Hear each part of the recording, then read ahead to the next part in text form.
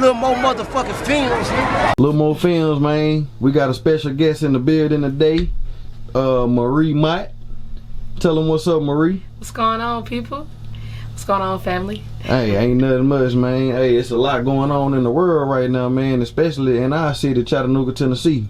For real. So it's been a lot of protests and stuff going on, and we know you've been on the forefront of that. So we just wanted to get you in here and let you utilize our platform. You know what I'm saying? For real. Like, first of all, just thank you, Mo, because like you are always on the ground. You've been doing this for a long time, and to y'all out there, man, y'all need to give my boy some respect for the work that he's been putting in the game. I just want to say thank you for even inviting me to your platform. Man, it's all good, man. It's all love. So as far as like the protest, we are standing in solidarity with the national issue of Ahmaud Arbery, Breonna Taylor, Sean Reed, and then the last black body that was taken away from us, which was George Floyd.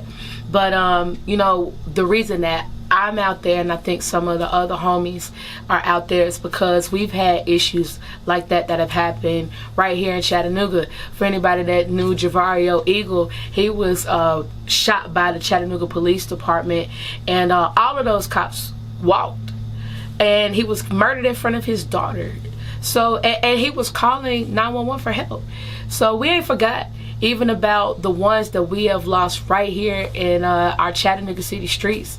We're standing in solidarity for them too, out of respect for their black lives. And I know people just see people with signs and protesting, but really it's them getting out and verbalizing their frustration with how police are treating us in our communities, and also highlighting, I think you have to highlight the issues that are going on. You know, I think a lot we whisper about stuff, you know what I'm saying, we gossip about stuff, but very rarely do we actually take it to the streets and we are letting people see us and saying, hey, this is what's going down. We don't stand for this. We have brothers and sisters around us that don't stand for this. And then we have demands also in alignment with what we are highlighting. So we want tangible, so we're not just going to highlight the issue and go home.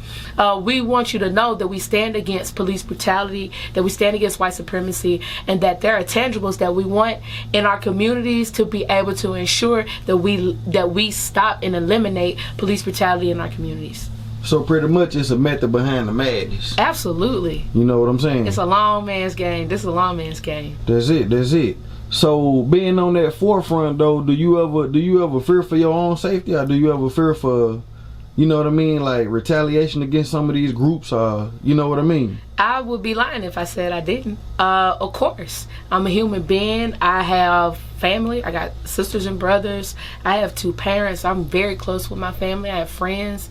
So, you know, I understand that what I do, and in particular because I don't have a common name, that it's going to have a reflection on my family. So what I'm doing, even though it is in the best interest of our people in the community, it could potentially jeopardize, you know, my family. So even though that's in the back of my mind, I have a choice. Either I can live in fear or I can conquer my fear.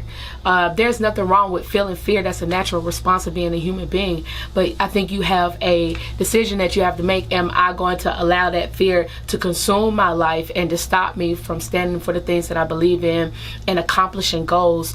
Or am I going to, even if I fear, I'm going to keep moving, even if that's just one step at a time? And that's how I look at movement work.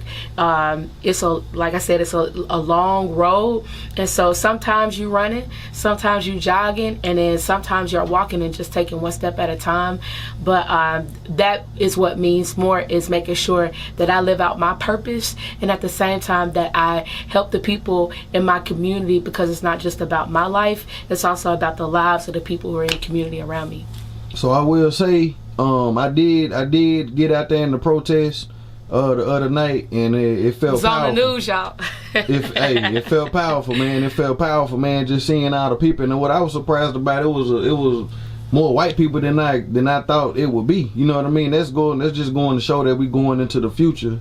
You know what I mean? And you know, it's looking like it's the numbers is I think that's why we seeing the effect that we seeing now, because the numbers starting to shift on people who feel that way. You know what I mean? A little more motherfucking films.